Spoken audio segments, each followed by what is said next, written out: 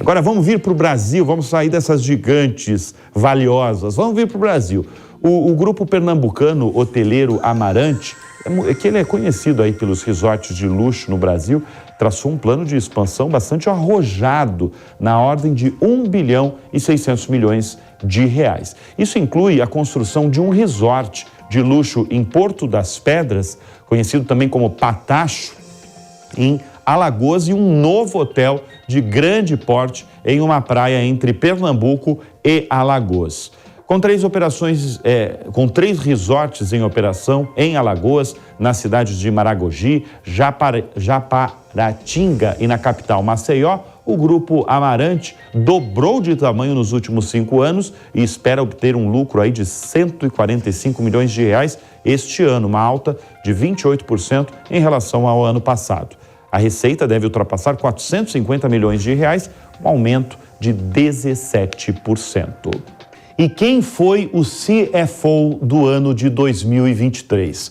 Olha, uma premiação do Instituto Brasileiro de Executivos de Finanças de São Paulo, o IBEF-SP, escolheu Alexandre Malfitani, CFO da Azul Linhas Aéreas, como o comandante das finanças de maior destaque este ano e o Instituto reconheceu que o executivo coordenou ações para contornar a crise provocada pela pandemia.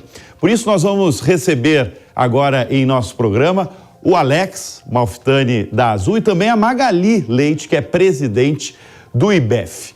Primeiro, prazer recebê-los aqui no Business. Eu vou começar, daqui a pouco eu vou falar com o ganhador, com o Alex. Eu vou começar com a Magali. Magali, você que comanda aí CFO, já passou por esse cargo algumas vezes, né? Está em conselhos e preside o Instituto. Como é que os CFOs têm sido tão estratégicos para as empresas atravessarem, vamos chamar de tempos difíceis aí em suas áreas? Seja bem-vinda.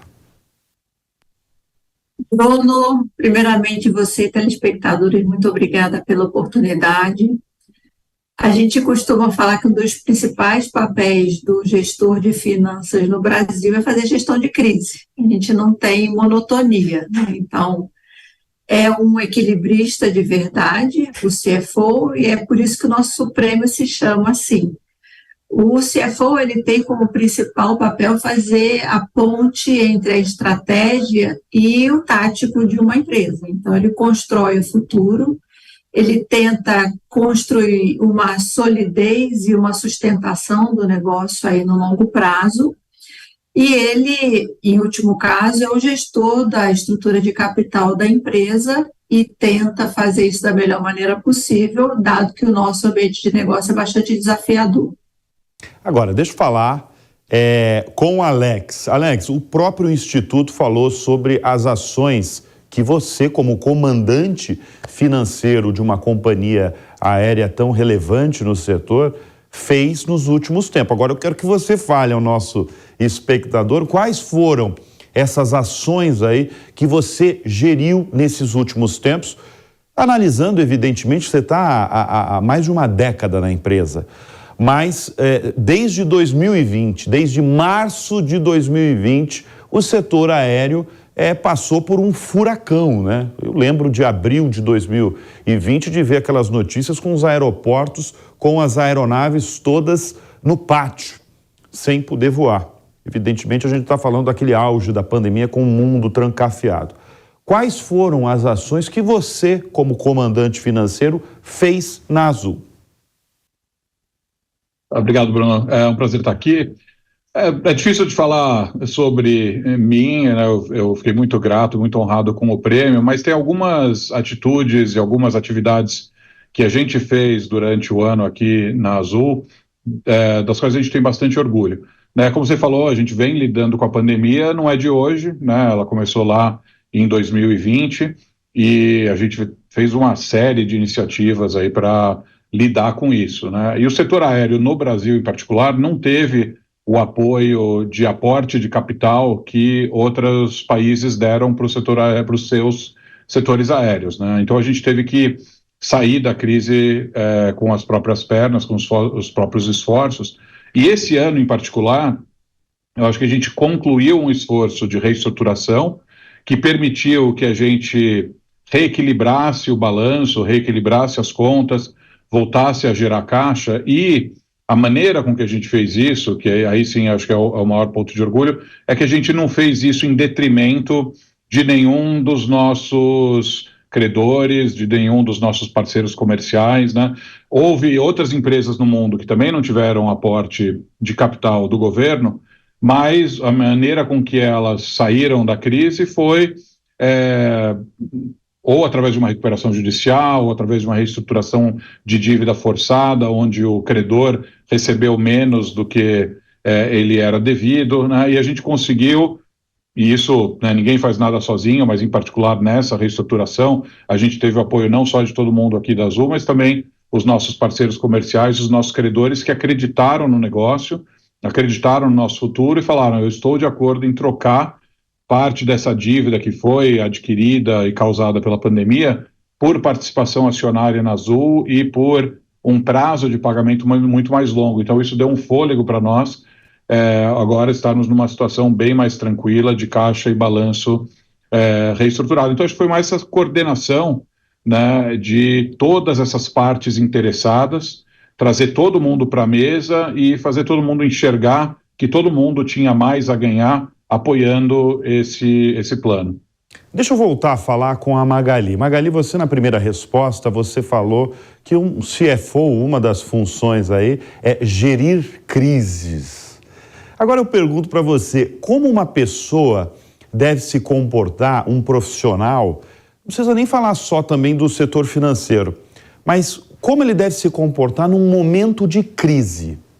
A gente está falando de companhias principalmente listadas no Brasil, onde é muito importante você fazer acompanhamento de todos os riscos que circundam os negócios através de matriz de risco. Isso é uma forma de acompanhar.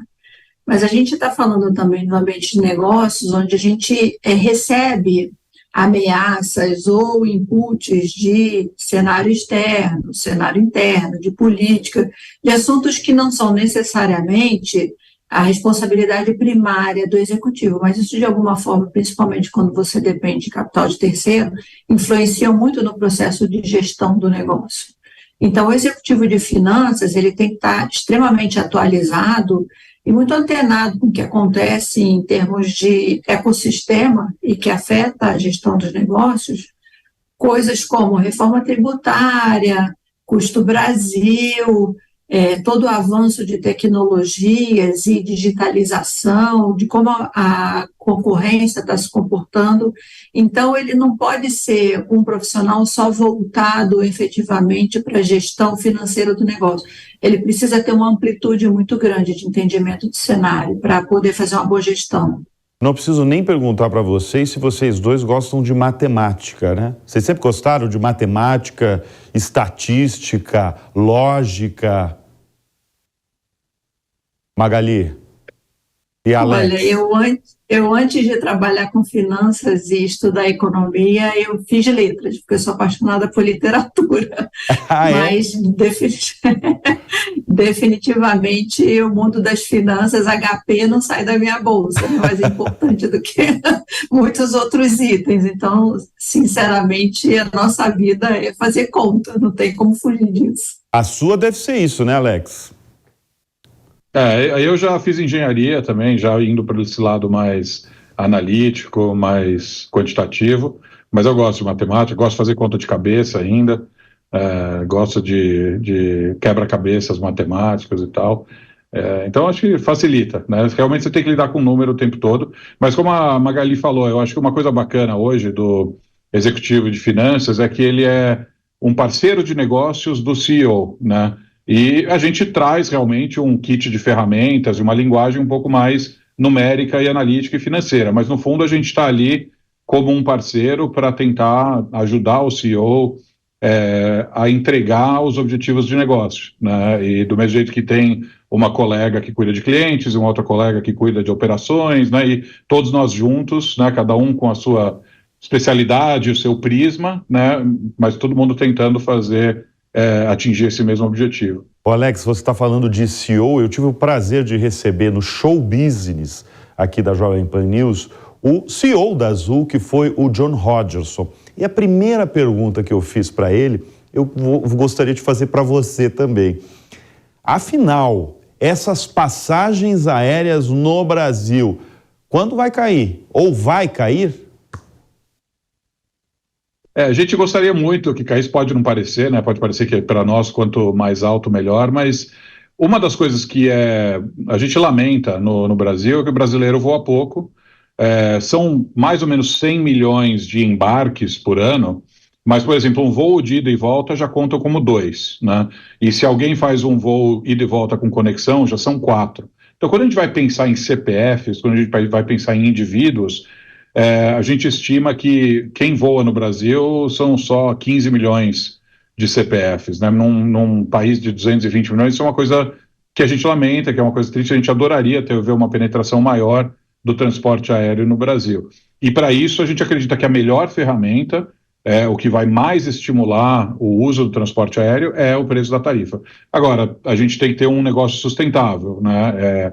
Ele precisa pelo menos pagar as contas, e hoje, mesmo com as tarifas no nível que elas estão, ainda nenhuma das empresas aéreas no Brasil consegue gerar caixa, consegue pagar todos os seus custos operacionais, mais o custo das aeronaves e mais o custo de capital do setor, né? Isso muito por causa do dólar e do petróleo. É isso que eu ia perguntar. Você falou, você respondeu já. Basicamente, o custo principal de um voo, de uma companhia aérea, é o combustível, né? O querosene da aviação, e a taxa o valor da moeda, né? É isso que é o principal. Quer dizer, se o dólar aumentar, vai ter enormes chances de aumentar o preço da passagem também. Exato. A Magali mencionou a matriz de risco. A nossa matriz de risco são quase 2 linhas só: dólar e petróleo. O resto, existem outros riscos, naturalmente, mas dólar e petróleo são tão relevantes que, pelo menos em termos financeiros, eles acabam sendo os fatores mais influentes. E no pré-pandemia, o dólar estava mais ou menos a 3,90, né? Hoje ele está aí oscilando ao redor dos 5, né? E o litro do querosene, a gente pagava entre R$1,50 e R$2 por litro de querosene de aviação pré-pandemia. A gente chegou a pagar R$6 por litro de querosene. Hoje a gente está pagando algo como R$4,50, R$5. Então, mesmo ele caiu do 6, é verdade, mas ele ainda está entre o dobro e o triplo do que era pré-pandemia. Agora, essa última semana foi importante aí para o setor aéreo brasileiro, né? Quais serão... Primeiro que eu gostaria que você explicasse para o nosso espectador o que foi, se a gente pode chamar de uma medida, e qual a consequência dela? É uma iniciativa que a gente está tentando. O diálogo com o governo está sendo construtivo, porque, obviamente, o governo quer tarifas mais baixas, o setor também quer, mas o governo está indo na causa raiz. Então, o diálogo está passando principalmente pelos motivos que fazem com que as tarifas no Brasil sejam altas, né? Então, estão sendo estudadas maneiras de mitigar esses custos, né? Mas mesmo assim, enquanto isso não acontece, a própria indústria já está buscando maneiras de, através de segmentação tarifária, né? Todo mundo que compra passagem sabe que às vezes a passagem, quando você compra muito em cima da hora, ela pode estar alguns milhares de reais, mas quando você compra com antecedência, ela pode custar R$100, né? Quando você olha o setor aéreo como um todo, mais ou menos 20% das nossas passagens, quer dizer, uma de cada 5, custa menos de R$300. Né? Então tem muita passagem barata ali, tem muita passagem cara também, e é isso assim que o mercado acaba se equilibrando e maximizando o serviço que a gente consegue prestar para as pessoas que querem viajar. Então o que a gente está buscando, cada companhia individualmente, como que a gente faz para aumentar o número de passagens mais baratas que são disponibilizadas, e também um pouco de comunicar isso melhor, e até orientar o nosso consumidor a saber como que ele pode aproveitar essas passagens mais baratas. O que acontece muito realmente é que quando a pessoa vai comprar uma passagem de última hora, ela acaba vendo um preço muito caro e acaba imaginando que isso é a norma, que isso é a regra, mas a verdade é que existem passagens baratas também disponíveis para quem consegue se planejar. Magali, muito rapidamente, você comanda um instituto que tem 25% das CFOs né, já tô adiantando aí, 25% dos associados são mulheres, né, CFOs mulheres. Agora, é muito diferente da realidade do mercado de trabalho, né? Você tem um número para mostrar, um dado para mostrar como é que está a realidade do mercado de trabalho em relação às mulheres no comando dessa área financeira das empresas? Olha, a gente faz um trabalho no IBEF há muitos anos de tentar aumentar e estimular as mulheres a seguirem na carreira de finanças. A nossa amostra ainda é muito pequena quando a gente fala do universo todo do mercado. A participação de CFOs mulheres ainda é muito baixa. Quando a gente olha nas empresas listadas em bolsa, a gente tem 2 ou 3 mulheres só que são presidentes dessas empresas. Então, o nosso trabalho ele ainda é muito importante e a gente, no Instituto, está, sem dúvida, à frente da representação que a gente tem no resto do país em relação a todas as empresas. A gente conversou, e eu quero agradecer, com a Magali Leite, do IBEF, e o Alex Malfitani, CFO do ano, CFO da Azul Linhas Aéreas e CFO do ano de 2023. Muito obrigado pela presença aqui no Business.